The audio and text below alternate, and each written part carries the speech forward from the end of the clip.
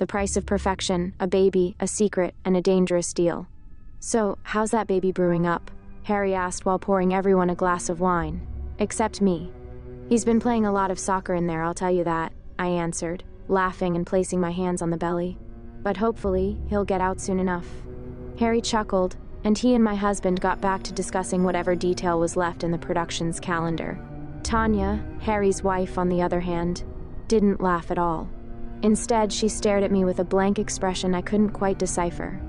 They were the ones who had invited us over for dinner to celebrate the deal my husband had signed with Harry's production company.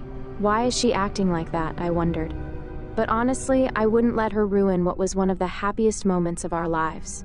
A few months ago, we had been living in a cramped studio downtown with 2 unpaid rents, and now we were having dinner with this big-shot producer for a movie my husband would be writing. Every day, I woke up thanking God we had this before the baby was born. I was 7 months pregnant. If putting up with this woman looking at me like I was a zoo animal was the price for all this, then I'd gladly pay it. But things got weird when I, feeling nauseous, excused myself to go to the bathroom, as I had many times that night. And as I was washing my hands to get back, I heard a knock on the door. "I'm leaving," I called out to whoever was on the other side. When I opened it, it was Tanya. She stood there, glancing over her shoulder as if checking for anyone. "You need to get out," she whispered like she was sharing a secret, "or they'll take your baby." Before I could even ask what, she turned around and walked back to the room where our husbands were. I sat back at the table, uneasy. What did she mean? Did I hear her correctly? Across from me, Tanya focused on the men's conversation, avoiding eye contact, pretending she hadn't just said what she did.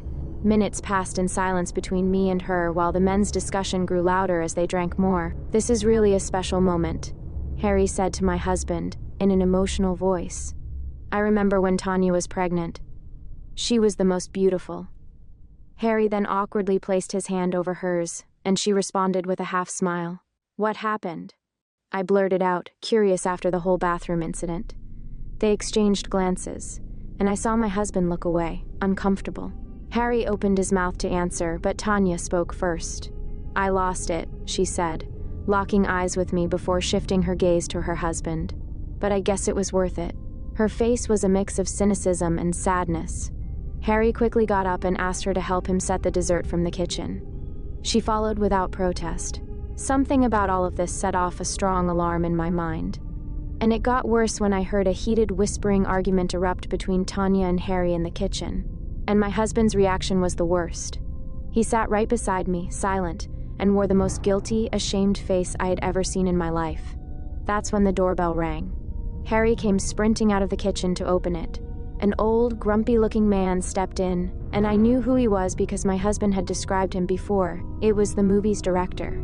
Harry and my husband treated him like a king, showering him with praise and filling his wine glass, but he remained stone-faced.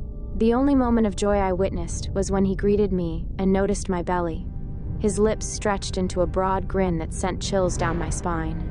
"You never told me he was coming," I whispered to my husband. He and the crew were nearby and decided to drop by. "It won't take long." "But I really wanted to leave now," I continued, trying to be polite. "I'm not feeling well." "I promise we'll go right after dessert," he said with a drunken smile. "Everyone talks about Tanya's cheesecake. They say it's incredible. We have to try it." Obviously, dessert was the last thing on my mind now.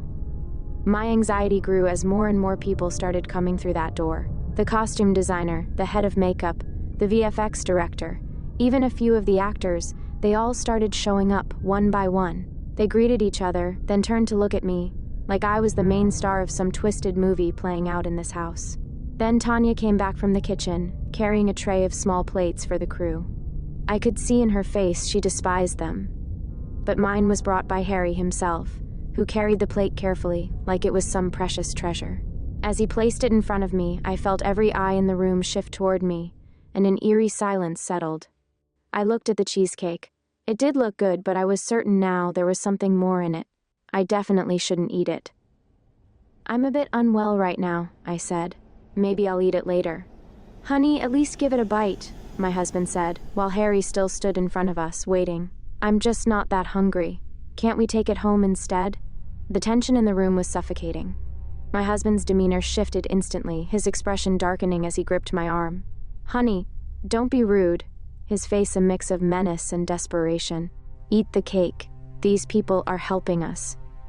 That answer was proof he knew very well about whatever was going on. I hesitated, staring at the plate for a few seconds, my mind racing. But before I could speak, Tanya placed a firm hand on my shoulder. "She's just having a wave of nausea," she said, her voice calm. I sure remember how bad it felt. "I'll just take her to the bathroom 1 second to freshen up." Harry wasn't happy, but he sighed and nodded. "Fine, but be quick." Tanya helped me up, keeping her grip steady as we walked hand in hand toward the hallway. The moment we were out of sight, she pulled a car key from her pocket and pressed it into my palm. "Take my car," she whispered. "It's parked outside, second on the left." My heart pounded. "What about you?" "They already took everything I had," her eyes welled with tears. "I'll be fine, just go. Now." I followed her into the bathroom, where she locked the door behind us and helped me jump through the window. I ran to the spot she pointed as fast as a 7 months pregnant woman could. My hands trembled as I fumbled with the key, but as soon as the engine roared to life, I floored it. In the rearview mirror, I saw the house shrinking in the distance, while my phone buzzed with calls from my husband.